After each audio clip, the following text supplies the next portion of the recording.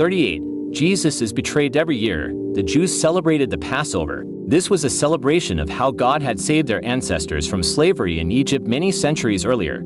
About 3 years after Jesus first began preaching and teaching publicly, Jesus told his disciples that he wanted to celebrate this Passover with them in Jerusalem, and that he would be killed there. One of Jesus' disciples was a man named Judas. Judas was in charge of the apostles' money bag, but he loved money and often stole money out of the bag. After Jesus and the disciples arrived in Jerusalem, Judas went to the Jewish leaders and offered to betray Jesus to them in exchange for money. He knew that the Jewish leaders denied that Jesus was the Messiah and that they were plotting to kill him. The Jewish leaders, led by the high priest, paid Judas 30 silver coins to betray Jesus. This happened just as the prophets had predicted. Judas agreed, took the money, and went away. He began looking for an opportunity to help them arrest Jesus. In Jerusalem, Jesus celebrated the Passover with his disciples. During the Passover meal, Jesus took some bread and broke it. He said, "Take and eat this. This is my body, which is given for you. Do this to remember me." In this way, Jesus said that his body would be sacrificed for them.